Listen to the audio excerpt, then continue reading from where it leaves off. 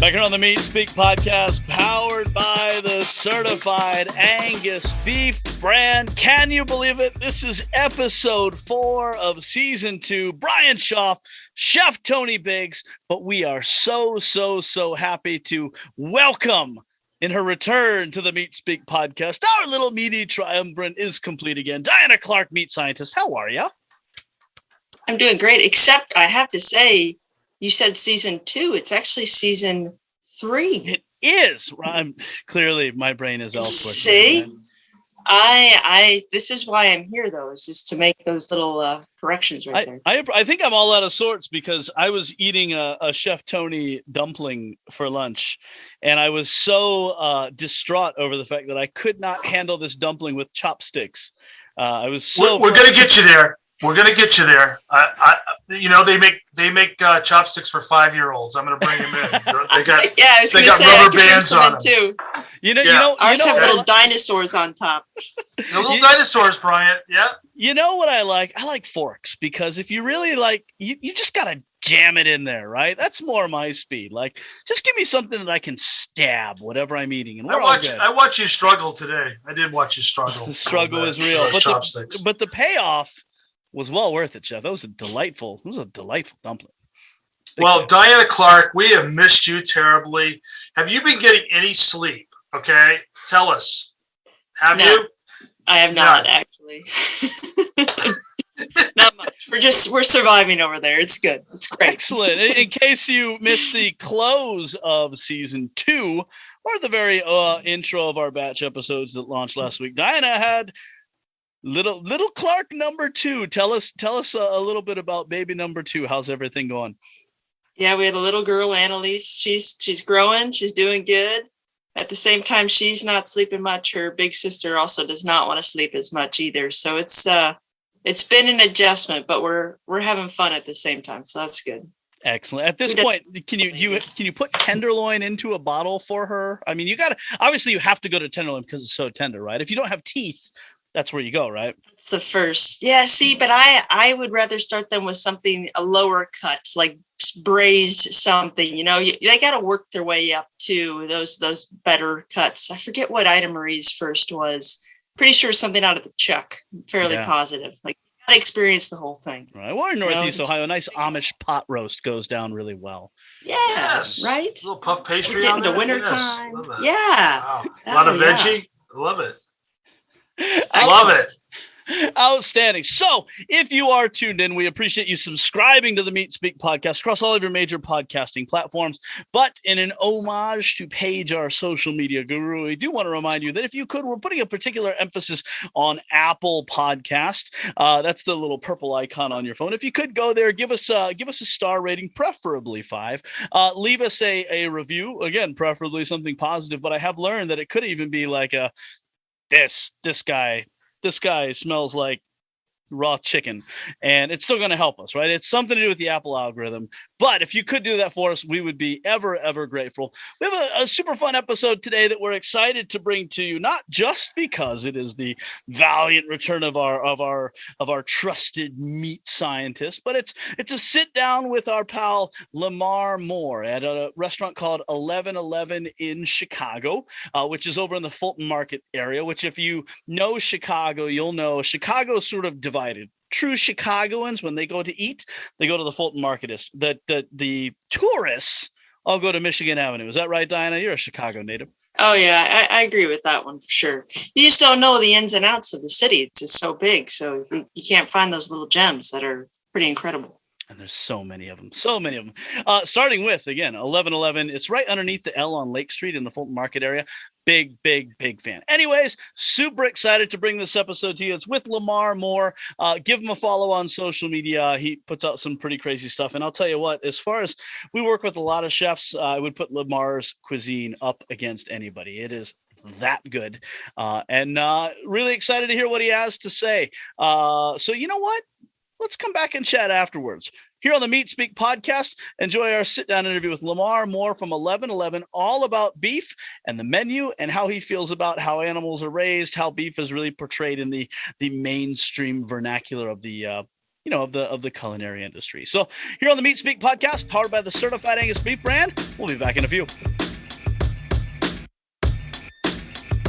So here on the Meat Speak podcast, powered by the Certified Angus Beef brand, Brian Shaw coming to you from this is the Fulton Market area, right? Yeah, okay. So right next to the L, you can always hear it go by, which is like the most Chicago thing ever, right? I mean, you see the L and you eat deep dish pizza, right? Which is typically, the stereotypical Chicago experience. Although it's funny enough, I've never been to Chicago and eaten deep dish pizza in Chicago, which people are like, really? I'm like, yeah, but I eat lots of burgers. So that said, I'm super excited about what we are going to talk about with our guest today, who has some really unique insights given his career, who's really spanned the industry in terms of types of food you can cook, types of places you can cook, and he's doing a lot of work now with the National Beef Cattlemen's Association, and really gives a pretty unique perspective on beef in a day and age where there's a lot of there's a lot of people who are kind of throwing cattle under the bus. Not literally, right? I mean, that would be a big bus, but the idea of beef and what it means to the environment and raising cattle and whatnot. So that said, let's go ahead and dive into this. Our guest today is one of the most visible and talented chefs in the Windy City. As a Chicago native, his career has taken him across the country, running restaurants spanning from fine dining to burgers and barbecue and everything in between, all while keeping one foot in front of the camera on Food Network's Chopped, Bravo's social experimentation show Welcome to Waverly, and most recently as Food Network's Vegas prize fight champion, which netted him an executive chefing gig at the new Bugsy and Myers Steakhouse inside the Caesars Flamingo Casino in Las Vegas. Today, he's back at his hometown as chef and partner of the super hip 1111. You'll notice if you're listening to this at 11 a.m. and we're inside of 1111, that's actually the sign that angels, they don't just get their wings, they actually get the buffalo wings. If you're adding those things up, these are the rules. I don't make them. I just repeat them. That said, we are underneath the L in Chicago's West Loop on Lake Street. Please welcome to the podcast, Chef Lamar Moore. How you doing, sir? I'm great, man. Thanks for having me. Oh man, I'm so glad. I was here when you guys. When you were here, I think you were here a few weeks when you took over. Last time I was in Chicago. And I ate the burger. Shocker, right? Yeah, no deep dish pizza there. Yeah, it was so good. So good. So my own personal plug, if y'all are in Chicago, chances are if you're in Chicago on food business anyway, you're going to end up in the Fulton Market District, right? Because this is where, Girl and the Goat and Swift and Sons and all these restaurants are here. 1111 is right in the thick of all that. Actually, you guys are right down the street from Swift and Sons, right down the street from the Aviary and Next and Royster and all those. You guys are in an unbelievable area, man. You walk out your front door and, this is the place to be, right? Do you pinch yourself? Yeah, I pinch myself. It actually feels good to be in the Fulton Market area in the West Loop because, like you said, you're in the mecca of everything. So you can walk and, turn left, turn right, keep swirling. You're going to find something good to eat. So. Amen. I was going to Federales last night, and the line to get in was crazy. Yeah, it's always like that, man. Party. People love tacos, man. Yeah, tacos and tequila. Amen, right? All right, so let's talk about this. You're from Chicago originally, but you haven't always been here, right? Give us a 10,000-foot view of the fact, first, where did this idea of a kid from Chicago and really at a time, Chicago's always had a great culinary scene, but it's a very different culinary scene now than it probably was when you were growing up with the Jean Johos and the Charlie Trotters and the people like that. But what was it that kind of lit your fire to set about a career in the kitchen? One, I kind of grew up in it. I grew up in it very well, watching my grandmother cook, helping people. Something I wanted to do in Chicago is, really big on that too. You'll see, chefs, neighboring chefs helping each other. And two, I enjoy the food and the atmosphere here. I didn't stay here long. I ventured out to California for 10 years, working in steak and seafood. I traveled quite a bit too, working for a seafood company, opened 45 restaurants worldwide. Then I moved back here, being a Bears fan. I worked for the Bears for a bit, so I extended my career, doing some catering and doing a lot of higher fine dining. I work at Tanta, doing the Peruvian, Definitely talked about barbecue with smoked daddy. That's definitely Chicago staple. I took over a hotel in River North, which, when I was younger, that was one of the hotels to hang out. Kanye West would hang out there, and Crimson Lounge, and then it got changed up. So when you talk about the times changing, that changed quite a bit. Then, obviously, I was at Swill Inn, which was my venture on doing bars and burgers, which I actually really do. I love. I think a lot of chefs like that, too, because, when we travel or on our days off, who doesn't want a good beer and a burger and barbecue or a bourbon? So it was kind of the way to go. And I sat right outside of Fulton Market too, which is, very interesting. It's like close, but not so close.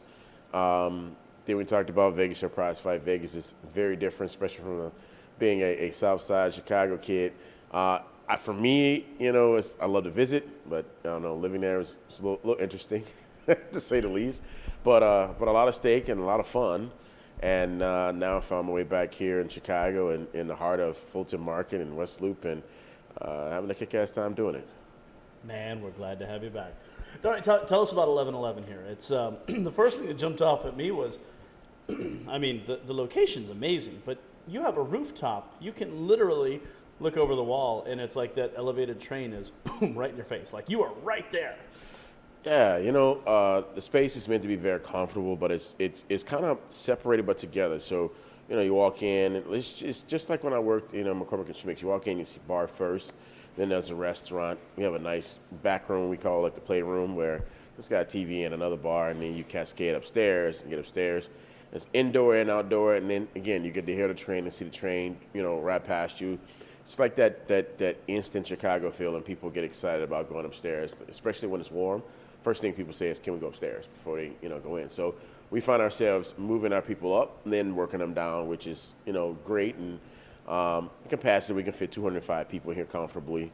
But I love it. I love the space. I love the feel of it. Before coming here, as a chef, I visited here quite a bit and always felt very comfortable. And, my food perspective is American with a little bit of Southern feel to it. We want to make the food forward here at the restaurant, which, we're doing a great job doing that, accompanied with some great drinks. And that's how we feel here at 1111. Outstanding. I can attest. All right, let's talk about beef, right?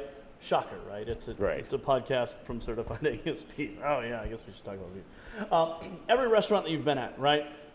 All the concepts. It's funny. I had the same conversation with Rick Tremano in season 1. You've never done a concept that didn't have beef on the menu. Right. And especially as a chef, you guys get hit with all of these different messages and cattle raise. Oh, you can hear the elk going by right now. Yeah. You guys get hit with all these different messages and raising cattle. Oh, cattle flatulence is going to be the death of humanity and all this. How does one, especially on the receiving end, especially in a place like Chicago, Illinois, right? It's not like you can go down the street and there's a cow right there. Mm. You got to go down a couple streets. You get to Wisconsin. That's where the cattle are. But how do you cut through the messaging and really find out what's actually going on out there? I think one, as chefs, as restaurateurs, we have to, educate our guests as well as our staff. And I agree. I think there's not a menu here that doesn't have beef on there. I mean, one, we're beef and steak. We're steak and potatoes, through and through. But to not see beef would be very, I'd say weird, because I'd wonder why. Then I have to go into the menu, like, why is it that we don't have beef? Me, personally, I have not had a menu that doesn't have beef, because I think it's just essential to, culinarians, essential to our menus, essential to people, and people would wonder why you don't have beef. When I think of like this concept here at 1111, we've been, toying around with the menu. I put a steak on the menu. The first one was one with shishito butter, just to get something out there and to change. Obviously, I changed the burger, and our signature burger, I think, stands strong to a lot of the burgers here in Chicago. Most recently, I changed our steak to Cajun red bone, and holy cow, it just, for lack of a better word, it flew out of the door, which, I expected, because people do understand and appreciate a good grade of beef. And we do, a 22-ounce bone-in ribeye, which is great, cooked over wood fire grill, which is that culinary, style is a little bit different from most that you will get, depending on, your flavor sets and what you're doing. So to say that I'm not going to have, beef on the menu, hell, I'm entertaining putting another steak on the menu, or, some other form of, beef sliders. Why would I not want to entertain that? And why would I not, want the guests to appreciate what I love, and I don't see the disrespect in the cattle when I'm, getting it from, great companies, great farmers, we talk about, and making sure that if we're saying we're family, which we are here at 1111, then what about the families that are raising the cattle and raising the beef, and that's their livelihood, for lack of a better word. So for me not having beef, that's not going to change. I'm going to always have beef on the menu. Outstanding. Well said. I'm going to take you back to, gosh, I forget what year it was, 2017, 2018 maybe, where I remember sitting in a downtown Omaha bar with yourself and our buddy Brett Sawyer, who's also been on the podcast, a couple other chefs.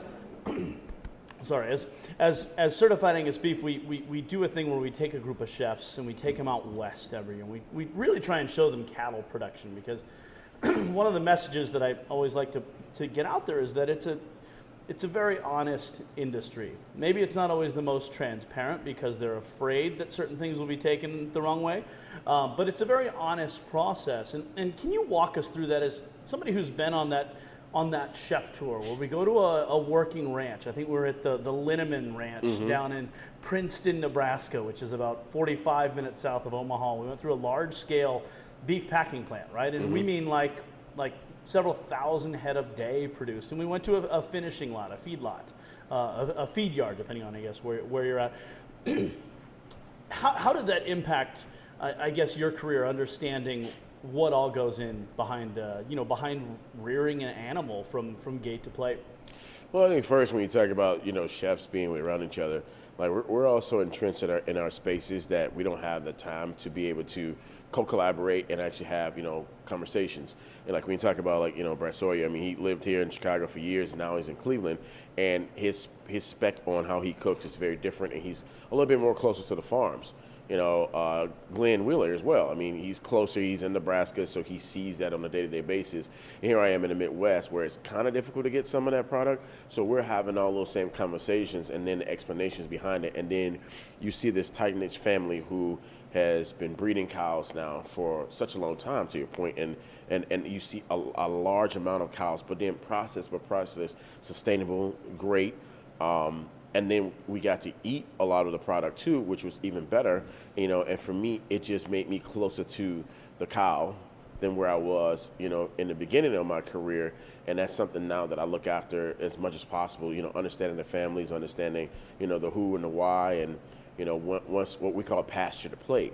And, it was probably one of the most mind-blowing experiences. And from that point, I realized I needed to get more understandings and involved, when it comes to beef. When it now, here I am, with the NBCA now for over 2.5 years, and not only speaking on behalf of beef, but also, being a student of the game too, because there's so many farmers that we're sitting around. And when we talk about, I remember growing up eating beef. So going way back to when I was a child, to be honest, I hate everything well done, because, my grandparents felt because of a lot of quality of beef they were getting wasn't as good. So that's the mentality.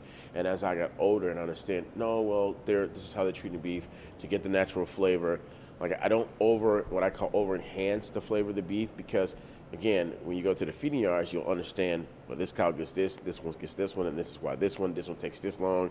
Then you have the aging processes in there. So it's more continual understanding and looking at what the farmers do on a day-to-day basis. I'm excited for what we do now. I'm excited for what the next 10 years may come, because beef is where it's at.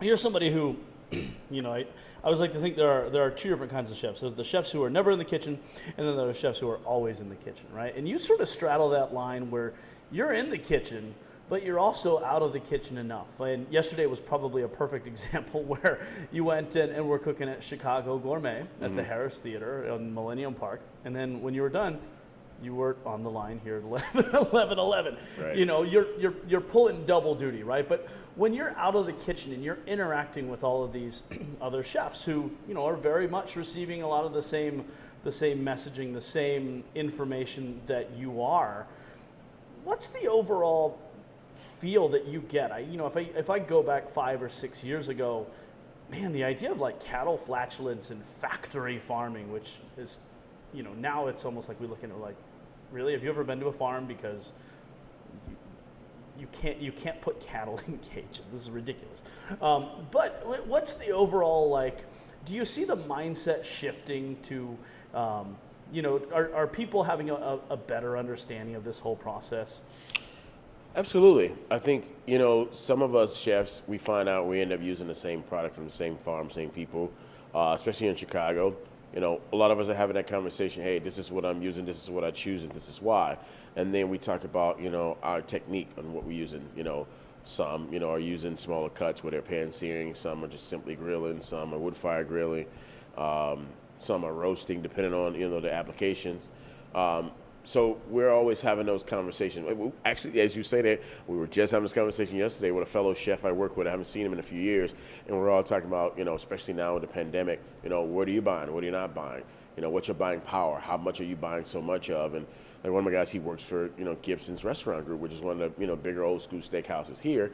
And he told me he goes through 4,500 pounds of beef a week. And I was like, holy cow, like that's a lot of beef. But and the fact that they have to use multiple purveyors in order to, get the quality of beef. And Gibson's to me is still one of those old school white tablecloth, green and white heavy plate standards that if I want a good old steak, I never miss going there. Which, again, when we talk about those staples, they're doing something right because the chefs or the operators have gotten an opportunity to get out of the kitchen so then they can go to the farmers and then go and still have these meetings and say, this is something that, I want to bring back to my restaurant. And then I'll multiply restaurants with that same consistent product. So that's what we're looking at. And those are conversations that we have is how do we stay consistent? How do working with the farmers, how can we stay consistent with them by saying, hey, this product we had here, this is what I really like. How well can we stay consistent with that based off your feeding and based off your metrics and what you're doing? And so once we have those conversations, that helps the farmers too, because like, hey, so I'm using it. So if Tom and Jerry and Mike using the same thing, then that's going to help however many 3 or 4 cows you have. So then you're not losing. When we talk about, certain like hanger steak, you only get 1 per cow. So if I'm using hanger and they're using hanger, another piece of hanger, they're like, okay, so we need to increase our volume on using hanger because they all seem to like that product. And it also helps the farmers too because they don't know. They only know is this is what we think is good based off what we're doing. And I can taste it, but again, I'm not a chef. And that's when you pass it down to what we do and then giving that information back to them. And then you guys as well, having those conversations of, this is what I like, this is what I don't like. Or my cost is high. Do you have anything different that, I could use or try, which we talk about all the time. And even with the chefs, you're like, oh, well, that was great. Oh, that was knuckle. Oh, really? Well, how'd you do that? Okay, well, let me reach out too because I'm interested. Oh, well, I got a sample here. You want, it's constantly having those conversations over and over, which I definitely appreciate. It's funny that a lot of the things that you just talked about, I imagine you could almost take a copy and paste. Go back 20, 25 years. You look at, we're in Chicago, right? This is the town, this is Charlie Trotter's town, right? And if you go back to what Trotter sort of built his reputation, it was exactly that. It was working with the farmers. He was, I'm not saying that he was the guy who invented this idea of I'm going to go out and work directly with the farmers, but man, you're in a town where there are so many of those Trotter alumni still floating around with, Giuseppe and, Tremonto's always floating around. And, then the people who came up under them, like the Pandels and the Joey Flams and does it feel like this is just another chapter in that book that was, that was written by Charlie, that everybody's still following? We're evolving, we're doing things a little bit differently, but at the end of the day, it all goes back to that, like, understanding where your food comes from? Yeah, big time. I think, the whole goal is to continue to strive to have that bench, agreed. You have the alumni, the Bill Kims too, and they're all around and trying to produce, their next best. The challenge now that I foresee is like, where do we go for the next best? Because, that mentorship has changed so dramatically. The industry has changed so much. Who comes from upon us? We talk about the Flams and the Izards and, the Pendels. Like, we're now at that echelon to where, where's our next, 20, 25-year-old that was hungry like we were, 15, 20 years ago. Gosh, I can't believe I'm saying that right now. Well, who replaces us? Who continues that echelon, especially here in Chicago, because it's so historically, known as we're all, like now being down here, we talk about in this great space. Now I'm in the space of where we all are, like how it was, 15, 20 years ago. They better walk, knock on the back door, grab a beer and a stogie and sit there and talk about the day and on the bottom of a crate, The fact that we still do that, I think, is so awesome. Having those conversations. But yeah. Excellent. All right, let's talk about Chicago, right? This is your town, right? And I would be remiss if we didn't get into, all right, a tour of Chicago with the man from Chicago, right? Let's talk about the culinary scene, right? And I was trying to be very careful because I realized when I say, what are your favorite places, you're going to go through and then we're going to turn off the microphones and you're going to drive home and you're going to be like, oh my God, I can't believe I didn't mention that place. They're going to be so, they're going to be ticked, right? Right. So with respect to that, I will phrase it as saying, what are some of your favorite places? Acknowledging we may not be able to mention all of them because we may not remember them. But if you're coming to Chicago, and full disclosure, this does not have to be only places that serve certified Angus beef. We love those places. Obviously, we prefer those places. But that said, good food's good food. If you're in Chicago, where are you telling people to go? Again, because I like low key, I love the Loyalist and being so close. I love going down there. I get a burger. It's gonna sound crazy. I'm actually not a big burger person, but when I do, I want a really good one. And the Loyalist is definitely one of my good spots. And the Dirty Bird, drinks. Right? Yeah, man. That's Glenn Wheeler's favorite as well. Really? Yeah, I love going down there. John Shields is doing such an awesome job there. Then I'll go north and I go to Mitacoya, get a little Mexican feel. Then there's just a hole in the wall. As chefs, we have our little favorites. So it's a little hole in the wall called Goose Island Shrimp. It's over on Division. And they used to stay open late, pre-COVID. You get 3, 4 o'clock in the morning. You get a couple pounds, and they have this really tangy orange hot sauce that is insane. And I like the fact that it comes in a paper bag. When you think about Chicago, late night, early morning, you go get a Polish or a hot dog. It comes in a bag. The fries come in a bag. And I love the fact that the fried shrimp comes in a paper bag. There's something nostalgic and weird about that.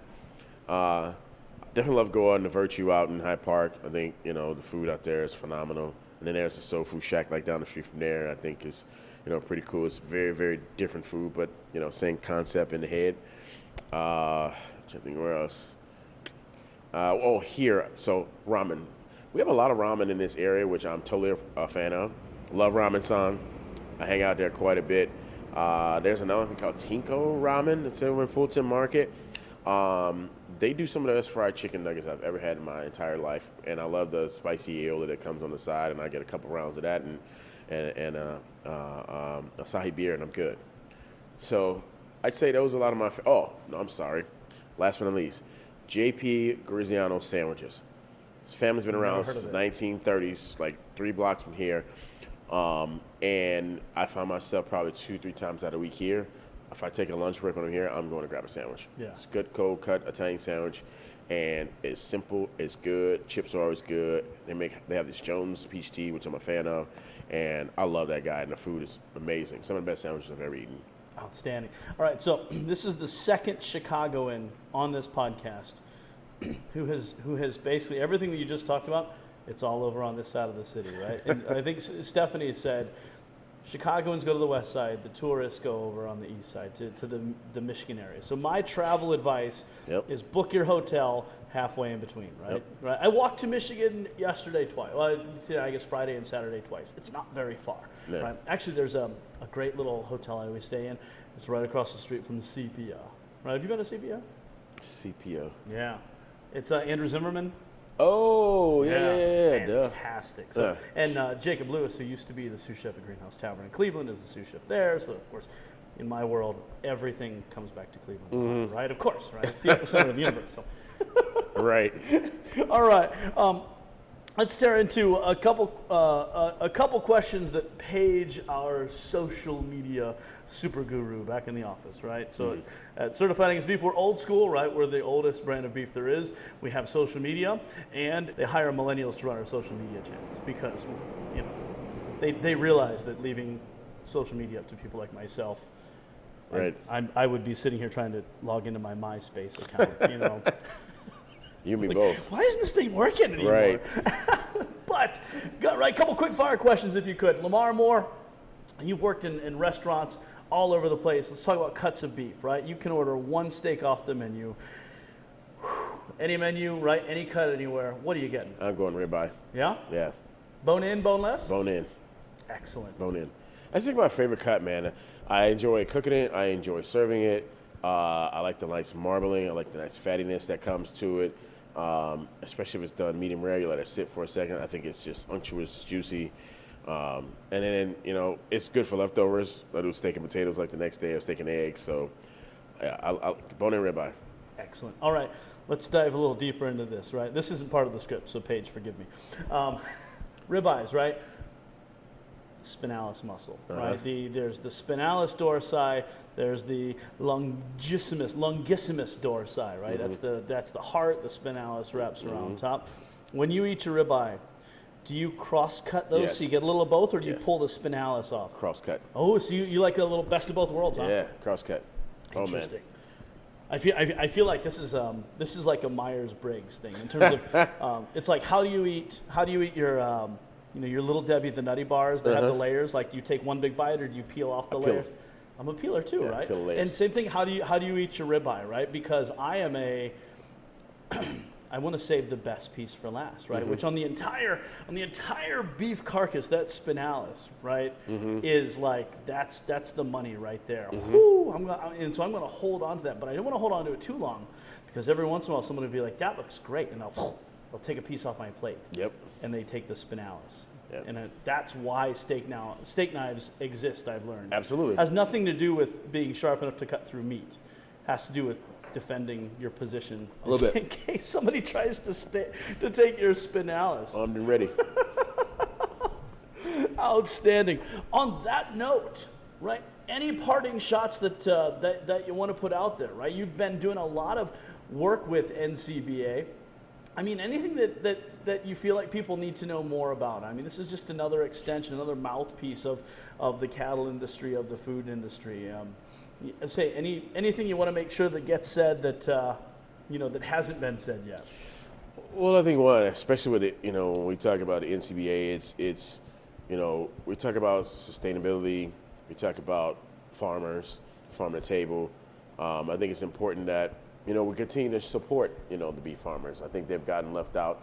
I think for the last year or so, we talk about family and assisting others, and they kind of got pushed on the side. The restaurants took a hit. Obviously, everyone took a hit. The restaurants took a hit. That means the farmers take a hit too, and they're trying to recoup. And I visited a farm recently in Colorado, and one of the farmers was telling me that they ran out of their corn feeding, and they changed their feeding to oat. And so you think about that for a second. Imagine if you wake up with your family and you can't feed them the same thing you would normally feed them, and that changes. They are just as affected as much as we are. And so we talked about the educational side of that, of how that changes the cow and what they're doing to feed the cows, and then they look for us to then taste and test to make sure that we're on the same page with them as far as the feeding is concerned. So I think it's really important, like when you go to the store and you look at what you're choosing, know that when you pick up something you buy, you are also supporting someone else's family. When you come and dine in a restaurant, you're supporting someone's family. And I don't know, I grew up where we don't turn our back on anyone. And so, the beef farmers are definitely here to stay, and we got to continue to support them. And my mission is to continue to talk and evolve more about what they do and what I do from a culinary standpoint on the beef side, especially with the NCBA. Outstanding. Before we turn you loose, give us some plugs. Give us some social media plugs. You've got a huge social media following. Do you know this? A little bit. I got it a little bit. I'm getting older now. I need to get me a 20-year-old or intern that can do it. But yeah, I've been pretty blessed. So if you're looking to follow me and follow us, what we do here, my Instagram is chef_LJM. 1111 Restaurant is at 1111 Chicago, and we're all over Facebook and Twitter and the same hashtags and handles. Our hashtag here actually is Wish You Were Here, because we wish you were here now to enjoy some of this delicious brunch we're going to put out here in an hour or so. But yeah, man, glad to be here and follow along. And also, if you want to follow along what I do with the NCBA, is Beef It's What's for Dinner.com. Outstanding. All right, one last thing, just because, you've known me for a long time. My brain kind of jumps all over the place, right? One of the things that I was like, whoa, because in full disclosure, in a previous life, I used to be a sports writer. 1111, one of your partners here is a gentleman named Nazim Mohammed. That's correct.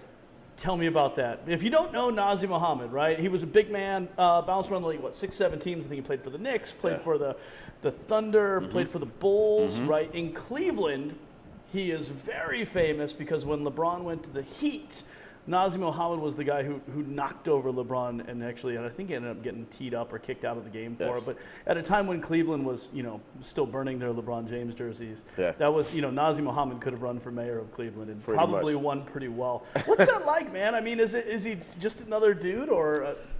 Nazr is definitely another dude. He's very relaxed. I just found out recently we're both Virgos, which explains a lot. Very chill, down to earth. You wouldn't, if you would see him walk through the door besides his height, you wouldn't even realize that he, somebody's won a championship, great basketball player, great for the city, all around great guy to be around. And I'm impressed because, when you talk about, celebrities and people, it's always that echelon of, that you can't walk up to and can't talk to him. And when he walks through the door, again, obviously you see him, he has to bend over to get through this door.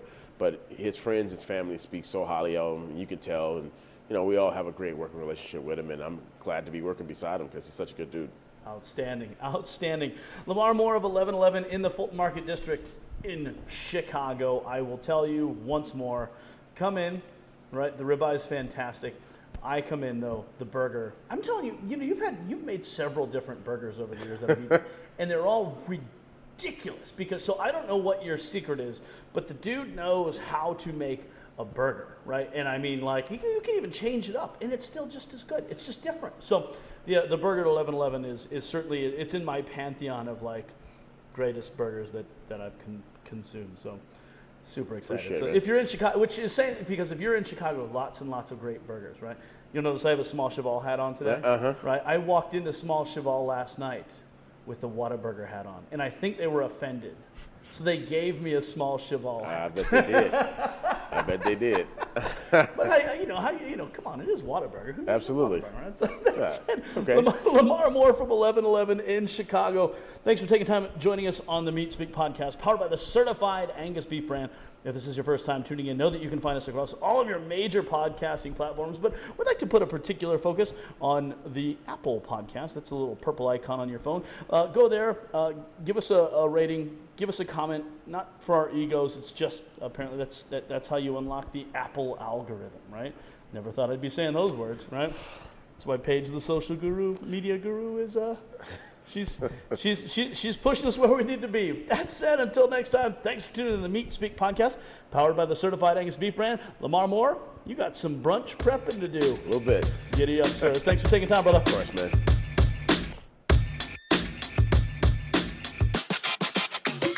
Back here on the Meat Speak podcast, powered by the certified Angus beef brand. Brian Schaff, meat scientist, Diana Clark, chef Tony Biggs, coming to you in episode 4 of season 3. Chef, you've cooked all around the world. Was there ever a time in your life that you thought, you know what, this vegetarian thing, it's really picking up steam. Maybe I should go down that road?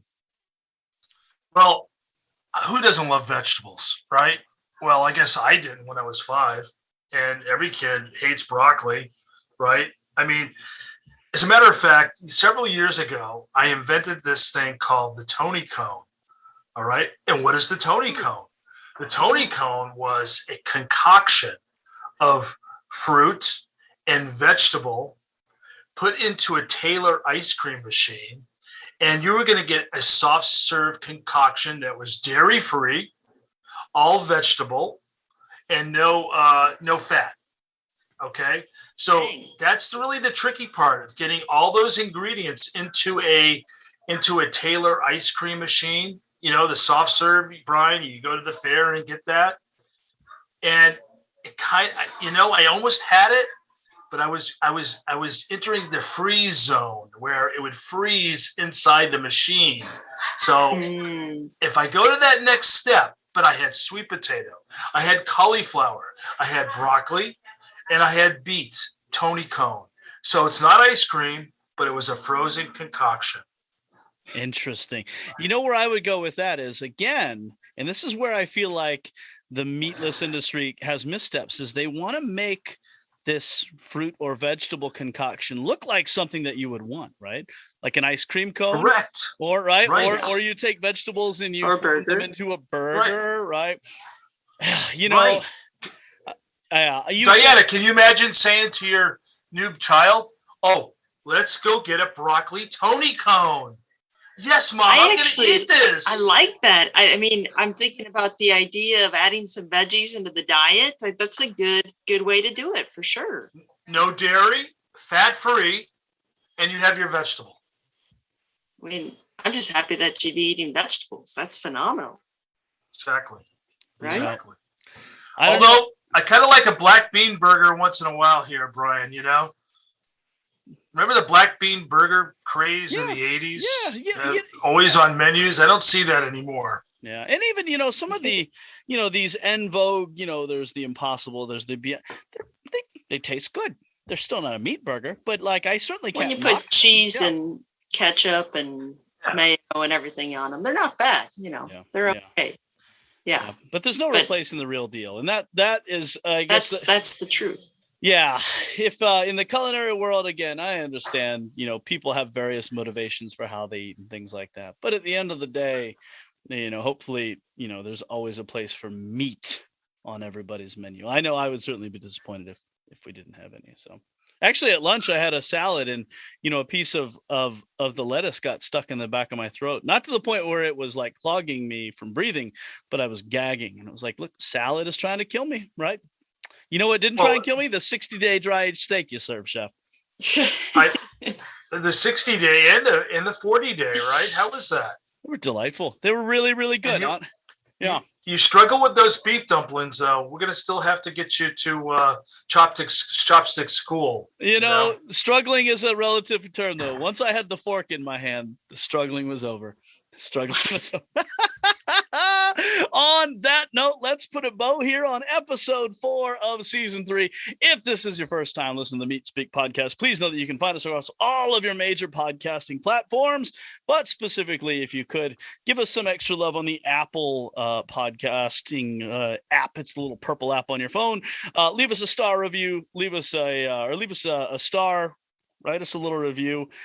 It certainly helps. We say it's the business side of things. We don't make money doing this. We're all employees of Certified Angus Beef, right? But it does help with the overall visibility. And if you, right, this is my ultimate tie-in. If you like farmers, if you care about agriculture, know that Certified Angus Beef drives dollars back to the farm. This podcast is represented by Certified Angus Beef. So if you love farmers, leave us a review, leave us stars, right? Go home, have a hamburger. If you want to have a Tony cone on the side, you know, go for it. But don't forget the meat. Don't forget the meat. Yes, meat is what matters. Until next time, for the Meat Speak podcast, I'm Brian Shaw for Chef Tony Biggs, meat scientist Diana Clark. We appreciate you listening. See you next time.